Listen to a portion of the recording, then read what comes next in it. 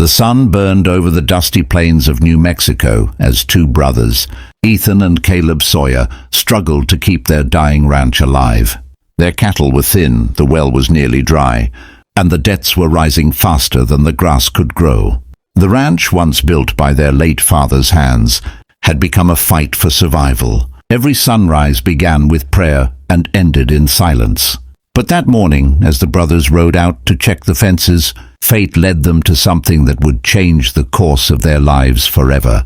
By the creek that had almost dried to a trickle, they spotted movement, a faint rustle near the rocks.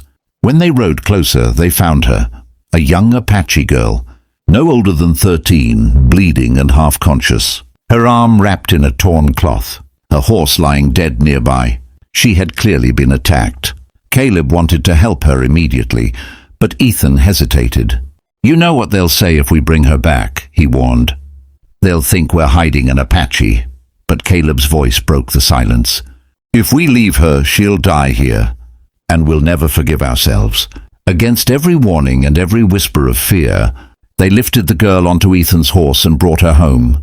That night, under the flickering light of an oil lamp, they cleaned her wounds, gave her water, and nursed her back from the edge of death. The girl, whose name they later learned was Taya, could barely speak English, but her eyes carried a story, one of pain, loss, and deep gratitude. Days turned into weeks, and the brothers hid her from nearby, settlers who were quick to anger. Against her people, slowly she began to heal. She would follow Caleb around the barn, learning to feed the horses, to mend fences and to laugh again. Ethan, though stern, grew protective of her. He taught her to ride, to aim a rifle, to survive. She had lost everything, her family, her tribe, her childhood, but found shelter in two men who had almost nothing themselves.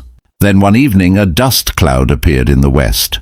Riders, armed, shouting, angry settlers who had heard rumors that the Sawyers were hiding an Apache.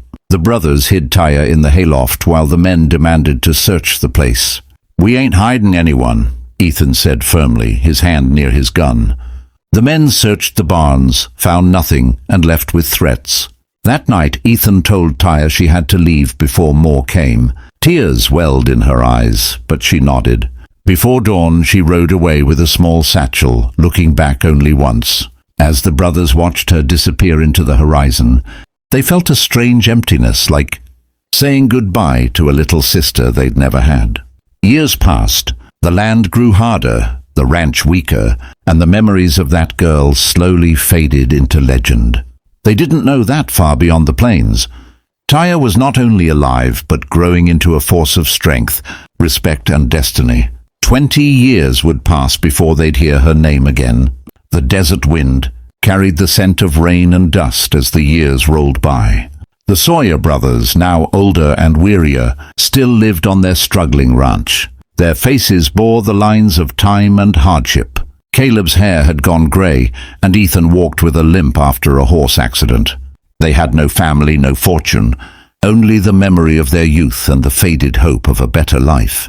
But destiny has a way of circling back, especially to those who once showed kindness when the world turned cruel. It was a late afternoon when Caleb first noticed it, a rumble in the distance, deep and rolling like thunder. The cattle grew restless, the ground trembled softly. He stepped onto the porch, squinting toward the horizon, and froze. Dust clouds rose like a storm, but this was no storm of nature. It was an army, hundreds of riders on horseback, glimmering spears and feathers catching the sunlight. The Apache. Ethan grabbed his rifle, but before he could react, Caleb put a hand on his shoulder. "Wait! They're not charging." The riders slowed, forming a vast circle around the ranch. The air grew heavy, silent. Then, from among them, one figure emerged, a tall woman in warrior's attire, her face calm but commanding, her hair braided with silver feathers. She rode forward until she was only a few yards away. Ethan's eyes widened. He knew that face. "Taya?" he whispered. She dismounted slowly, her gaze soft but proud. "You remember?"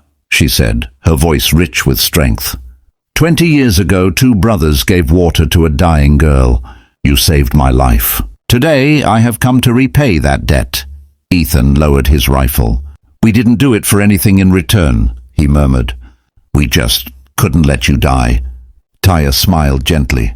And yet your mercy changed everything. I became a leader among my people. I told them about 2 poor ranchers who showed kindness when others showed hate. They thought such men didn't exist. But now they know. She gestured to the warriors behind her. This land, your land, will never be touched. No tribe will harm you. You are under our protection, for as long as the wind blows. Caleb's voice cracked. We didn't think you'd even remember us. I never forgot, Taya said, her eyes glistening. You gave me life when I had none. Now I give you peace. She turned her horse, raised her spear to the sky, and hundreds of warriors echoed her call in unison, a cry of honor, loyalty and memory. The sound rolled through the canyons like thunder, shaking the earth itself. As the Apache riders rode away, the brothers stood in awe, tears welling in their eyes. For the first time in decades, Ethan whispered, Pa would have been proud of us, Caleb. And as the sun sank behind the mountains, they realized something greater than survival had found them: legacy, gratitude, and the proof that one act of kindness can echo through generations. If this story touched your heart, don't forget to like, share, and subscribe. More heart-touching Wild West stories are coming soon. Stories of courage, compassion, and redemption. Stay tuned, partner, because every act of kindness has a story worth telling.